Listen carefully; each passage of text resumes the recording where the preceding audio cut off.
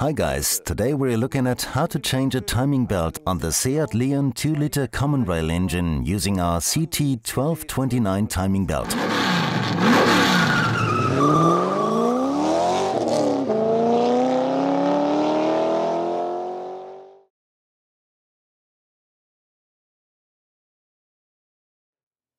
This engine triggers a range of emotions. On the one hand, this is probably the final major generation of diesel engines from Volkswagen. No one knows if there will be any more diesel units from Volkswagen in future.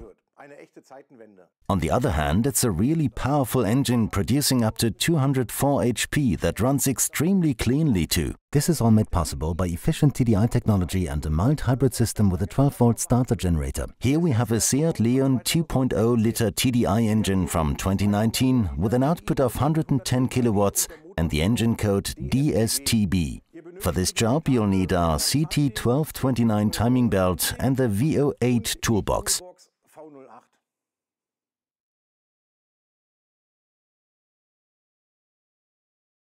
I'm demonstrating the timing belt change on an engine that has been removed so that I can show you everything more clearly.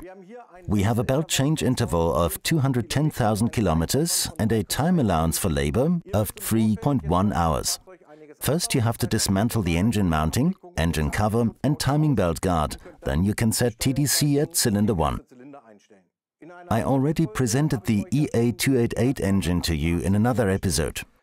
This is its successor, the EA288 Evo. It can be distinguished by its larger deflection pulley and modified belt routing. We also have a new water pump which is larger and has this deflection pulley mounted on its housing. Use the locking tools in the V08 toolbox. One is placed on the crankshaft.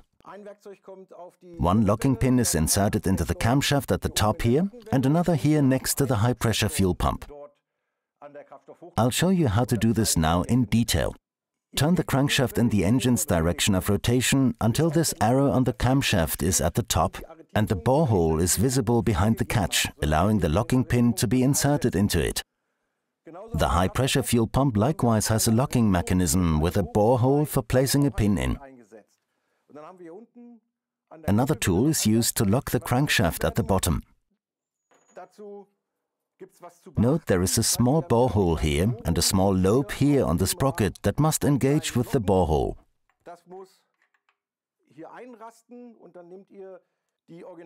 To secure this tool, use the original bolts from the belt pulley and insert the locking pin into the catch behind. Move the tensioner pulley to its 0 position to slacken the timing belt. To do this, undo the nut and turn the eccentric adjuster counterclockwise until this hole on the adjustment plate becomes visible. Insert the locking tool into the hole, turn the tensioner pulley clockwise to the stop and tighten the nut again. Once this has been done, take off the timing belt, remove both of these locking pins and then use the counter hold to help you undo the camshaft bolt and the nut on the high-pressure fuel pump.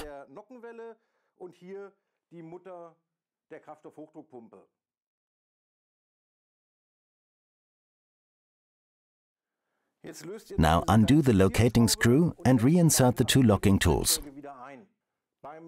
When installing the new tensioner pulley, you need to fit it in a specific position. This plate on the tensioner pulley must hook into the slot at the top.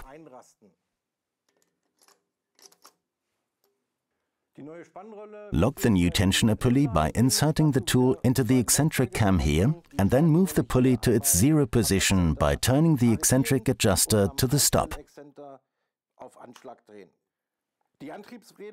Before fitting the belt, you must first turn the drive sprockets for the camshaft and high-pressure pump clockwise to the stop. Then fit the timing belt in a clockwise direction, starting at the crankshaft. To tighten the tensioner pulley, undo the nut, take out the locking tool and turn the eccentric adjuster clockwise until the pointer is in the center of this notch. Then tighten the nut again. Once the timing belt has been tensioned, it's important that the locating screw here is not at its lower limit, but slightly raised above it instead. And here too, the high-pressure fuel pump's pin mustn't be at the lower limit of the range of movement. Instead, it should be in a midway position. Now tighten the bolt here and the nut here to 20 Newton meters with the help of the counterhold. Then turn the engine over twice in its direction of rotation. If the timing is fine, tighten the screw at the top here to 9 Newton meters and reassemble the engine in reverse order, tightening everything to the torque specified by the manufacturer. Don't forget our seal of quality. Place our part replacement sticker in the engine compartment where it's clearly visible so that the customer sees you've installed quality.